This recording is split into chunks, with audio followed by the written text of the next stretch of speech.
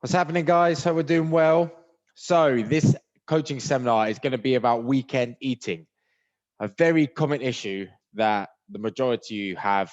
You've told me that you've had this in the past. So, I'm going to try and address it, give you some action steps to take away, and hopefully, over time, it won't be such an issue. Okay. So, what I'm going to do is I'm going to share my screen.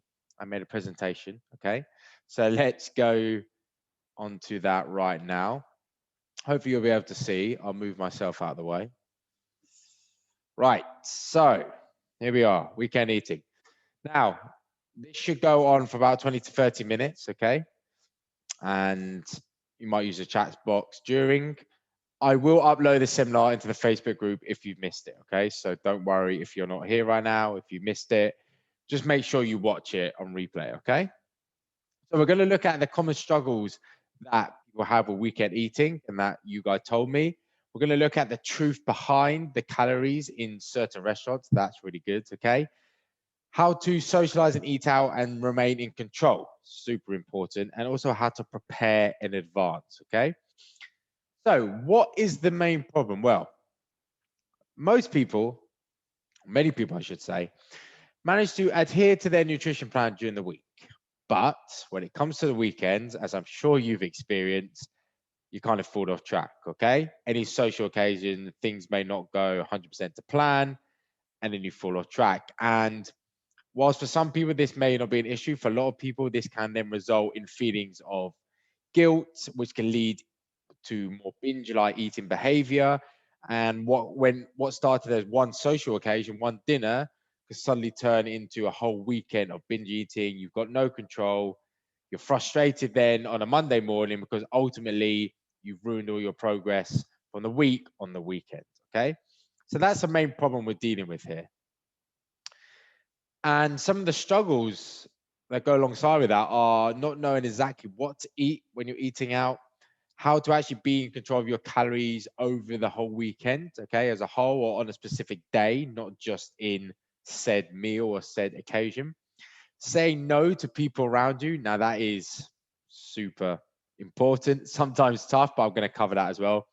And ultimately, the aim is to be able to socialize, have fun without derailing your progress during the week. Okay.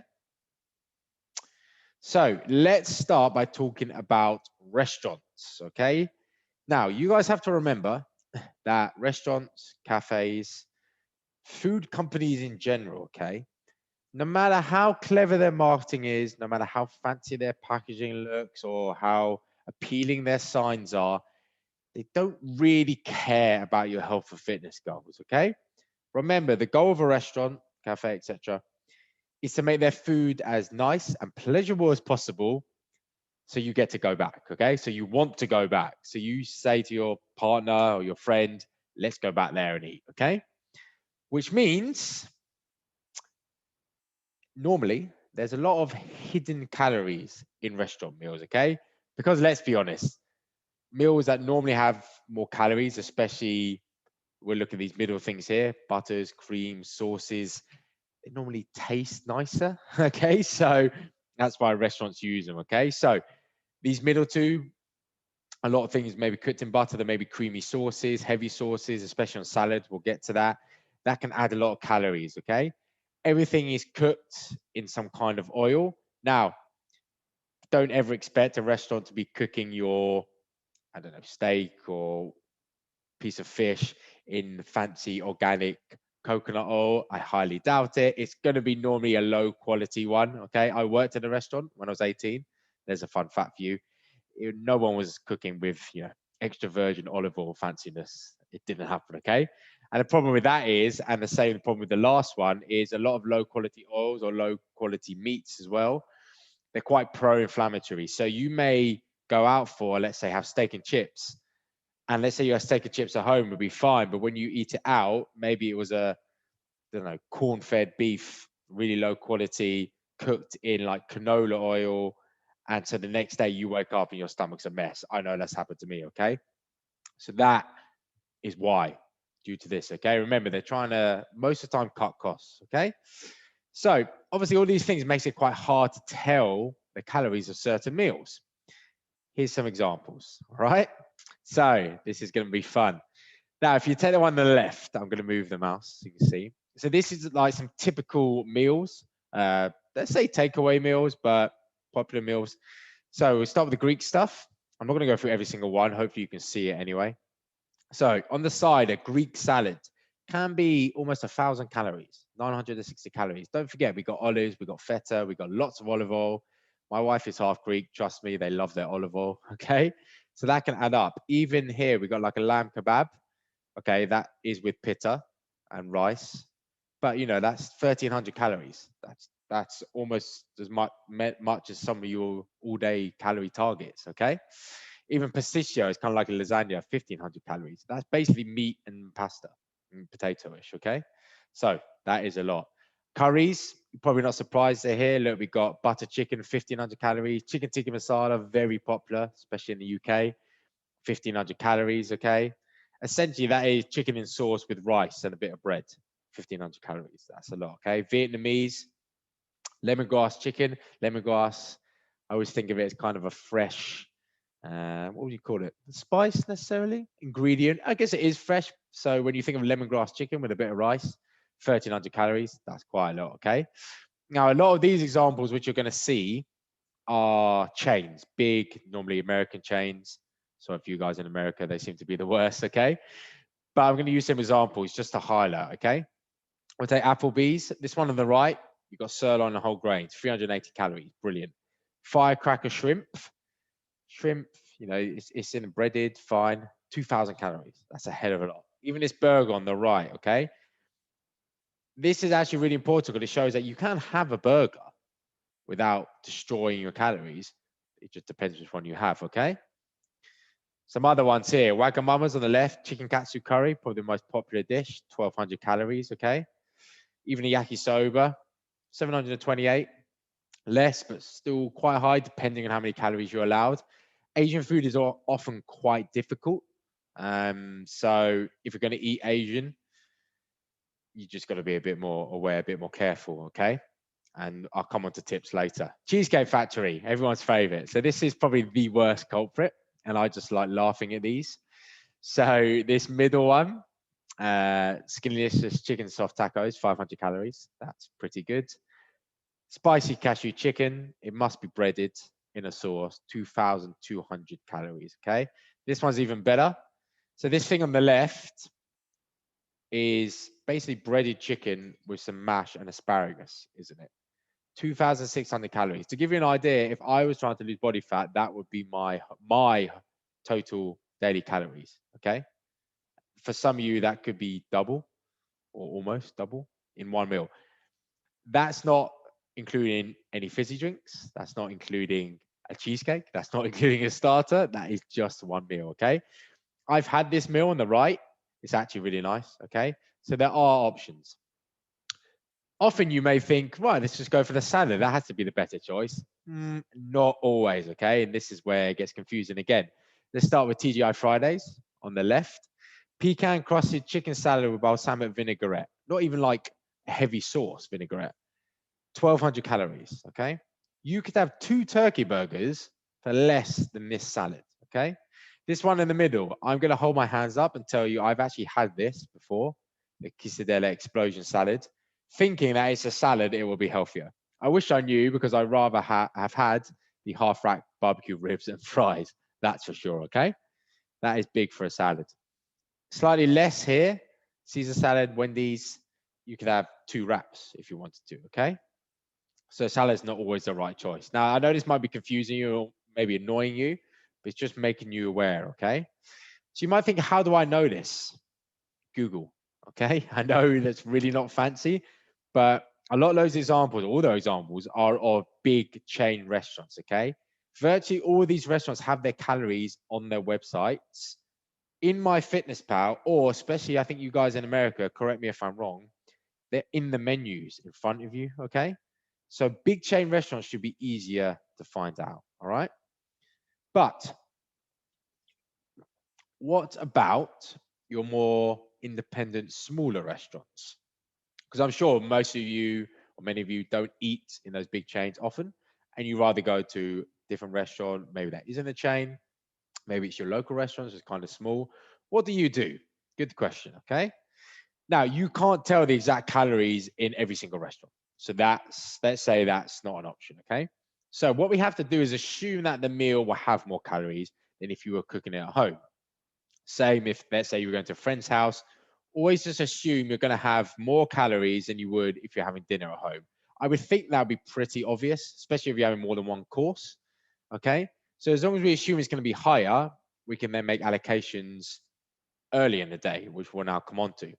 So whenever I go out, I like to check the menu beforehand, so at least I can make a decision. Again, I might not know the calories, but I find if I go in and I kind of know what I'm going to have, it puts my mindset at better ease and I feel more in control. Okay, rather than, oh my god, there's so much stuff on the menu, I'm going to have this, I'm going to have that, and then suddenly you can't make maybe the best decision for you.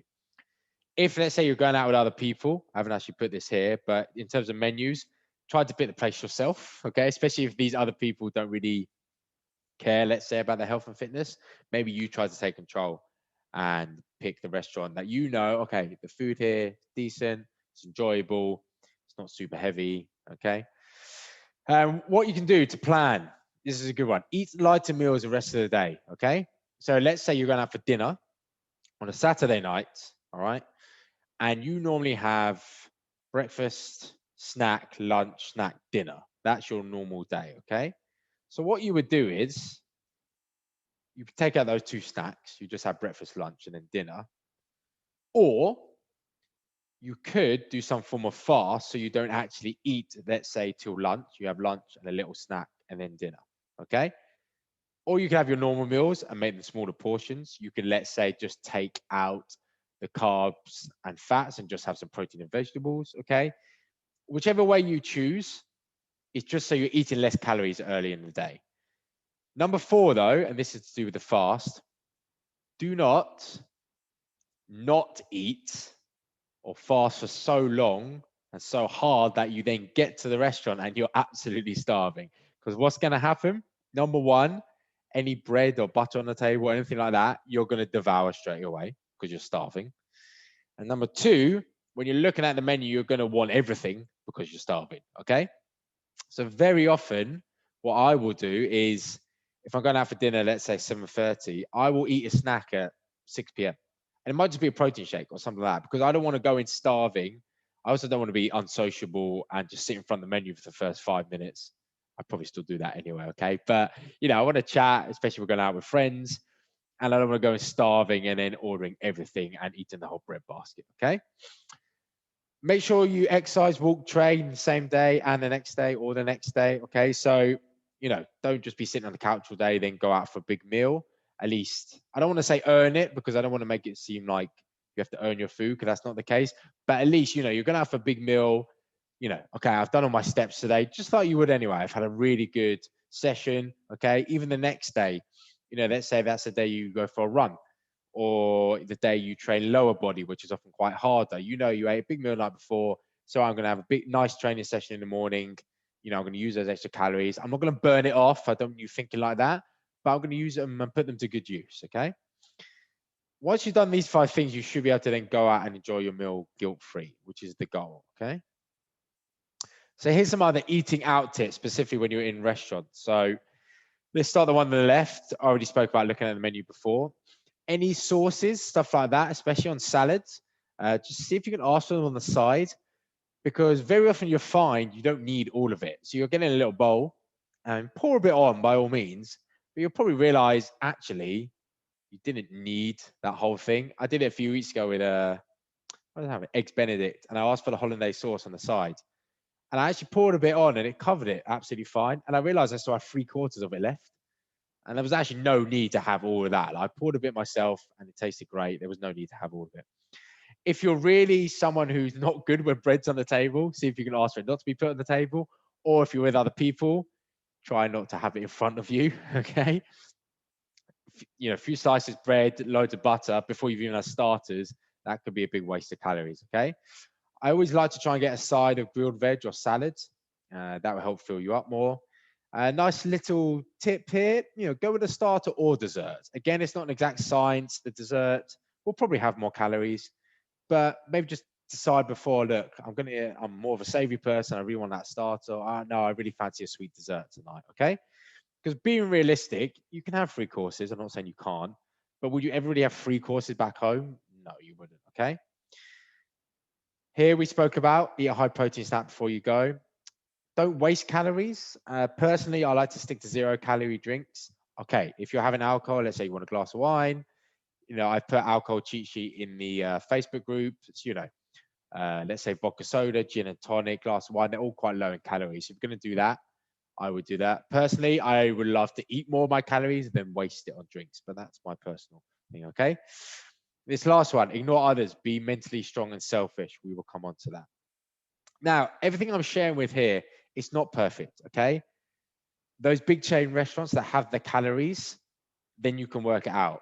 Use MyFitnessPal, then you can have a better idea.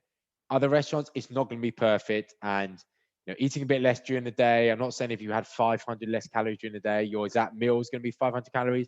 It's not perfect like that. But the idea isn't to be perfect. It's for you to be in control and to stay on track, to not have a negative knock-on effect the next day. Okay.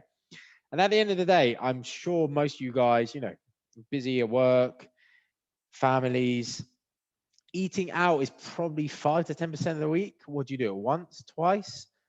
Maximum 3 maybe.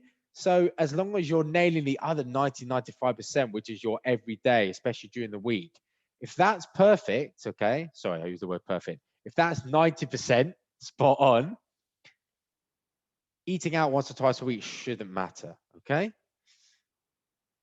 How to say no. So we're coming to the end here. Now, I'm going to be kind of blunt here and just to the point. Saying no is hard, but you have to realize that it's your journey and your goals, okay? You can't go around trying to please everyone. You have to look after number one, which is you, okay? So number one, choose your company wisely. You probably have some friends who are a bad influence, okay?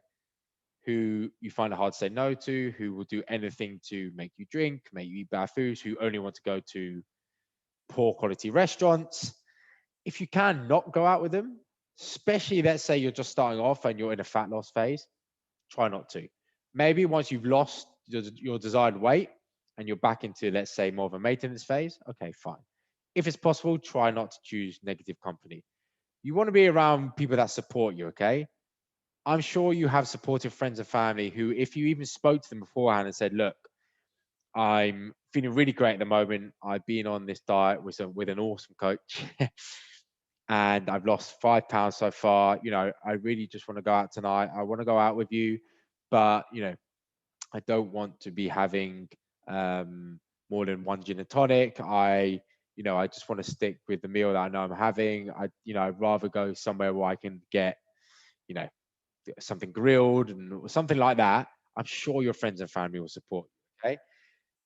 And just don't make it a thing. Too many people, they're going to a restaurant. Oh, I'm doing intermittent fasting, or I'm doing this, or I'm doing that. It doesn't have to be a thing. Okay. Just, you don't want a dessert because you don't want a dessert. That's all. Okay. I know it's easy for me to say because a lot of people, because of my job, they don't ask questions if I don't want to drink. They never ask questions. So for you guys, it may be harder, but it just doesn't need to be made a thing. Okay. And this one here, again, may sound harsh, but as humans, we like to bring other people down if we're insecure ourselves. That's what other people are trying to do when they're trying to pressure you, because you probably have friends who've tried to diet, tried to lose weight, haven't succeeded, and now they're seeing you succeeding. They're going to try and bring you back down. Okay. And then they are being selfish. You think that you are by saying no, but you're not. Okay. They're the ones being selfish. In return, you have to put yourself first, okay? Because the next day, let's say if you gave in and you had, I don't know, 5 mojitos and felt rough the next day, they're not going to care, okay? But you will care, all right? So you stick to your guns, you feel better the next day, they couldn't care less. I highly doubt any friend has ever woken up pissed off because you didn't have a drink with them last night, okay? If they're a proper friend or family, they should just appreciate that they had a nice time. You had a nice dinner together. All right. So I know that sounded quite tough, but that's the way I see it. Okay. And I'm sure if you did these things, you learn how to say no easier. Right, I'm gonna stop the share there. If you guys have any questions and you're replaying this, just jot them down below and I will answer them, okay? But I really hope that helped. I know that's, again, a common problem that a lot of people suffer from. So please make sure, again, if you weren't here, that you watch this. And I'm looking forward to do the next one, okay? Hopefully I have some more of you on board. If you've got topic ideas that you want me to cover, again, tell me in the group, message me. Because at the end of the day, I'm doing these to help you, okay? I already know this stuff, okay? It's here for you. All right, guys, enjoy the rest of your day, morning, wherever you are, and I will speak to you soon.